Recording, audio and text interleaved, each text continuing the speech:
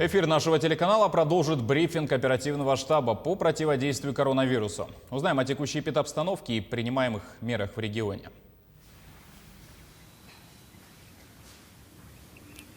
Здравствуйте. Эпидобстановки на сегодняшний день, пожалуйста. Добрый день, уважаемые жители Республики Саха-Якутия. Текущая санитарно-эпидемиологическая ситуация в республике остается напряженной. Глава Республики Саха-Якутия Арсен Сергеевич Николаев издал указ, по которому режим повышенной готовности был продлен по 15 июня 2021 года. По состоянию на текущие сутки в республике выявлено 100 новых случаев коронавирусной инфекции. В столице республики выявлено 64 случая. Уменьшается количество случаев в Мегино-Кангаласском улусе, их 8 случаев, но увеличивается количество случаев в Амгинском улусе, 6 случаев. В Вилюйском улусе зарегистрировано 4 случая, а в Верхоянском, Мирнинском, Усть-Алданском по 3, в Горном Чурапчинском 2 случая, в Алайховском, Кобяйском, Нюрбинском, Сунтарском, Хангаласском по 1 случаю. Все больные находятся на лечении в учреждениях здравоохранения, на амбулаторном или стационарном лечении. Необходимо обратить внимание на то, что количество лиц на стационарном лечении сегодня увеличивается. Увеличивается в том числе и за счет тяжести заболевания, которое сегодня представляет себе новые случаи коронавирусной инфекции. За сутки нами проведено 1682 исследования, и уже с начала пандемии в республике сделано 1 119 901 тест на новую коронавирусную инфекцию. Действующие лаборатории позволяют нам осуществлять непосредственно контроль через тестирование за гражданами, которые являются контактными лицами вокруг заболевших граждан. На 31 мая 2021 года в республику уже поступило 198 454 дозы вакцины против коронавирусной инфекции. В ближайшее время мы ждем поступления еще дополнительной партии вакцины. В республике, в поликлиниках города Якутска, в Хангаласском районе и Мегино-Кангаласском районе представлены все 3 вакцины, которые сегодня имеют регистрационное удостоверение на территории Российской Федерации. Первую вакцину на территории республики уже получили 164 699 человек, вторую вакцину 110 304. А использовано сегодня из всей поступившей вакцины 83% от общего количества вакцины, поступившей в республику. Необходимо обратить внимание, что у нас начинается сезон летних отпусков, в связи с чем уже главы района обращают внимание на то, что в районы начали приезжать дети.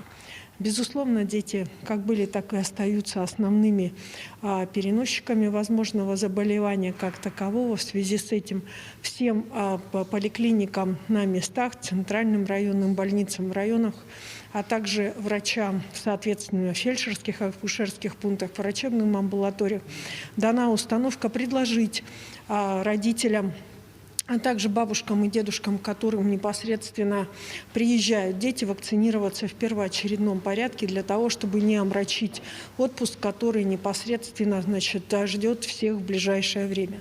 Кроме того, обращаем ваше внимание на необходимость вакцинирования семей беременных женщин и женщин-кормящих, соответственно, для того, чтобы оберечь их и, соответственно, в целом, чтобы беременность протекала нормально и ребенок родился здоровым. И, конечно же, обращаем ваше внимание на то, что продолжается вакцинация пожилых граждан. В пятницу прошло заседание оргкомитета Игоря Манчара, на которых была поставлена задача о необходимости ускоренной вакцинации жителей Горного района для того, чтобы у них возникл непосредственно и коллективный иммунитет для приема игр в том объеме, который долго ждали, и, соответственно, очень хотелось бы, чтобы в Горном эти игры прошли. В связи с чем в Горный район направлена дополнительная партия вакцины. К сожалению, пока темпы вакцинации в Горном районе желают лучшего, поэтому призываем жителей Горного района и всех участников игр Манчары на пункты вакцинации. Кроме того, обращаем внимание всех членов команд, работающих на играх Манчары, начиная от спортсменов, заканчивая организатором, а также те, кто в них участвует. Обязательная вакцинация является условием участия в мероприятии. Спасибо. Это был брифинг оперативного штаба по противодействию коронавирусу с информацией на сегодня.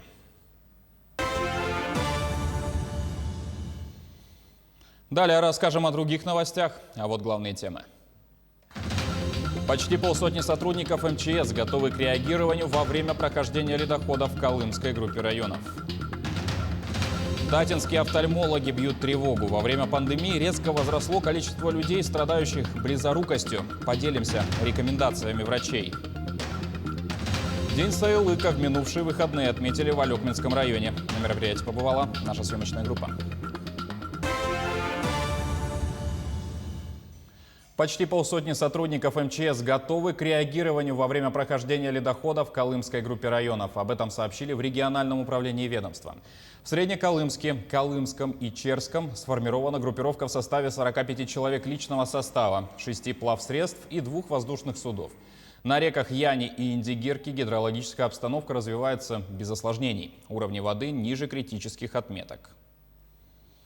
Более подробно о гидрологической ситуации на водоемах Якутии начнем с главной артерии. Активная фаза ледохода на реке Лени проходит по территории Булунского района, населенного пункта Кюсюр.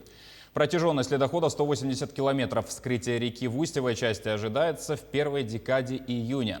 Активная фаза на Колыме проходит по территории Нижнеколымского района в районе Черского. До критического уровня более 1 метра. Вскрытие реки в устьевой части ожидается в начале июня. На реке Алазея активная фаза на территории Среднеколымского района, нижняя кромка у Андрюшкина, верхняя у Аргахтаха. Вода ниже критических отметок в обоих населенных пунктах. Без осложнений, по данным МЧС, ситуация на Индигирке. Активная фаза проходит в Валайховском районе. Вскрытие реки в устьевой части ожидается в первой декаде июня, как и на реке Яне. Там активная фаза ледохода в Устьянском районе, ниже и выше Нижнеянска. Вода ниже максимально допустимого уровня. Протяженность ледохода составляет 30 километров. Вскрытие реки в устьевой части ожидается в первой декаде июня. Теперь о лесных пожарах. По данным Минэкологии Якутии, в регионе ведут работы по тушению с 8 возгораниями. Площадь, пройденная огнем, почти 450 гектаров на территории 5 районов. Это Тампонский, Нюрбинский, Намский, Алекминский и Верхневилюйский. Из них локализовано 3 пожара. На тушении задействовано порядка 300 человек и 30 единиц техники. Также сообщается, что за минувшие сутки возникло 2 новых очага на площади 10 гектаров, а ликвидирован 1 пожар. Говоря об эпидобстановке, за минувшие сутки 100 человек заболели коронавирусом в Якутии. Если смотреть по территориям, то картина следующая. Якутск 64, Мегино-Кангаласский район 8, Амгинский 6, Вилюйский 4. Еще в 10 районах от 1 до 3 заразившихся региональные лаборатории за сутки провели свыше 1500 исследований на ковид. Татинские офтальмологи бьют тревогу. Исследования показывают, что во время пандемии резко возросло количество людей, страдающих близорукостью. Особенно уязвимы дети. Ко всему этому прибавляется малоподвижность и активное использование гаджетов. Офтальмологи советуют родителям строго ограничить количество времени, которое их дети проводят с телефоном. До 3 лет и вовсе противопоказаны компьютеры, смартфоны, планшеты. Детям от 4 до 6 лет ежедневное использование электронной техники разрешается до получаса. В младшем школьном возрасте допустимое время максимум 1 час в день. А в возрасте около 10 лет до 2 часов с перерывами. У нас сейчас недавно прошел медосмотр. Мы посмотрели третьеклассников. Из 100 человек 45 детей с пониженным зрением. 45. Это получается половина. Это третьеклассники только. А в старших классах еще больше процент. Раньше у нас в основном было подростки с пониженным зрением. Вот снижение зрения – это не только проблема здравоохранения, это вообще социальная и психологическая проблема. Ребенок, например, мечтает какой-то профессии, а по зрению он уже не может проходить. И ребенок с пониженным зрением, он не может получать всю информацию, которая вот окружает его, потому что 90% информации получаем через глаза. Если ребенок плохо видит, он уже в чем-то ущемлен, он уже что-то не воспринимает, поэтому развитие его даже может затормаживаться. Выпускники школ вышли на финишную прямую. Все пункты проведения ЕГЭ готовы и прошли 7 региональных и 3 всероссийских тренировочных мероприятия. С подробностями Юрий Осипов. В этом году в Якутии сдают ЕГЭ около 7 тысяч одиннадцатиклассников этого и прошлых годов. 11 же класс заканчивает более 8 тысяч человек. Кроме этого, экзамены будут сдавать более 12 тысяч девятиклассников. Все меры безопасности сохраняются. Это ограничение по количеству участников в аудиториях, зигзагообразная рассадка, термометрия, проветривание аудиторий, а также установка рециркуляторов и другое. Для сдачи ЕГЭ подготовлен 231 пункт, из них 7 на дому. Девятиклассников примут 339 пунктов приема экзаменов, из них 23 организованы на дому. В этом году ЕГЭ, как и в прошлом, будут сдавать те 11-классники, которые планируют поступать в вузы. Напомним, основной период сдачи ЕГЭ с 31 мая по 2 июля. Дополнительный с 12 по 17 июля. Выпускники школ, не планирующие поступление в вузы, для получения аттестата сдают государственный выпускной экзамен по русскому языку и математике. Выпускникам, сдающим ЕГЭ, для получения аттестата необходимо получить баллы выше минимального порога на ЕГЭ по русскому языку. Кстати, в этом году ЕГЭ по базовой математике никто не сдает. Профильную выбирают те, кому она нужна для поступления в вуз. Однако расслабляться выпускникам следующего года не стоит. Эксперты уверены, что эта форма только на 2021 год. В следующем для получения аттестата надо будет сдавать и русский язык, и математику. Новинка года ЕГЭ по информатике впервые пройдет в компьютерной форме. Во время экзамена можно пользоваться текстовыми редакторами, редакторами электронных таблиц, а также средствами для программирования. Рабочие места участников не будут иметь доступ к сети интернет. Проверка работ участников ЕГЭ по информатике и информационным технологиям в компьютерной форме отличается тем, что не проверяется предметной комиссией. Оценивание будет автоматизированное. В этом году на экзамен по информатике и информационным технологиям отведено 2 дня, поскольку много выпускников выбрали этот предмет.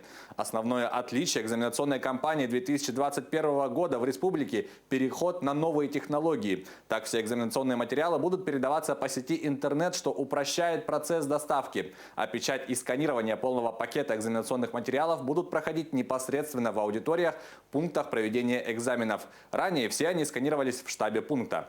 Для того, чтобы получить аттестат с отличием и золотую медаль, помимо наличия итоговых отметок «Отлично» по всем учебным предметам, необходимо набрать не менее 70 баллов на ЕГЭ по русскому языку, а также набрать баллы не ниже минимальных по всем сдаваемым учебным предметам по выбору. Если же выпускник выбрал государственный выпускной экзамен, ему необходимо получить оценку 5 по 2 предметам – русскому языку и математике. Выпускники могут изменить или дополнить перечень указанных в заявлении учебных предметов и сроки участия только при наличии уважительных причин, подтвержденных документально. По каждому случаю принимает решение Государственная экзаменационная комиссия. Экзаменационная кампания 2021 года будет проводиться в непростых условиях, в режиме повышенной готовности. В пунктах проведения экзаменов будут приняты все меры безопасности, рекомендованные Роспотребнадзором. С 2016 года регионы страны по итогам проведения государственной итоговой аттестации делятся на 3 зоны по проведению ЕГЭ – красную, желтую и зеленую. Якутия входит в зеленую зону как регион, который эффективно осуществляет организационно-технологическое обеспечение проведения государственной итоговой аттестации. Сегодня ребята пишут химию, географию и литературу. Между тем, глава Россоборнадзора рассказал об особенностях ЕГЭ в этом году. Экзамен будут сдавать более 724 тысяч человек. Особое внимание будет уделено мерам безопасности после трагедии в Казани. Они были усилены.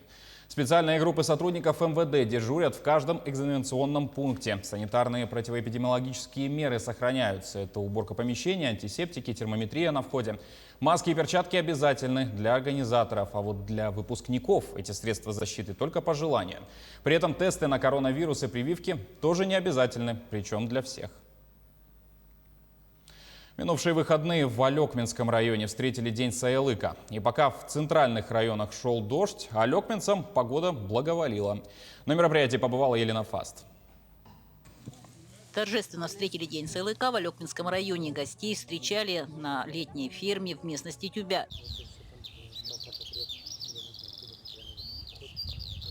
Здесь на лето набирается сил поголовье юнкерской фермы. Зиму прошли на отлично. В этом году мы подоили больше прошлого года за 5 месяцев на 185 тонн килограмм молока от валового надоя.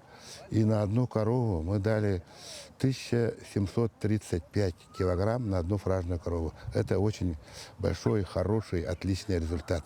Успехи коллектива «Кладовой» известны в республике. Темпы хорошие. Итогом за прошлый год «Кладовая Алёкма» она идет в первом месте, но в этом году у нас конкуренция очень большая. И также у нас сегодня совхоз новый, это в Минском районе, который у них по показателям тоже очень большой. Также конезавод «Бёрте». Но сегодняшний день итогом 5 месяцев у нас, конечно, идет пока «Кладовая Алёкма». «Кладовая Алёкма» как предприятие имеет большое значение для района. Это и рабочие места, и отличная продукция. Его показатели, те результаты, та продукция, которую производит данное предприятие, та марка, тот бренд, оно известно, как я уже сказал, за пределами района, республики. Это наша гордость, это наш бренд. День Сайлыка – настоящий праздник для сельчан. Приход лета.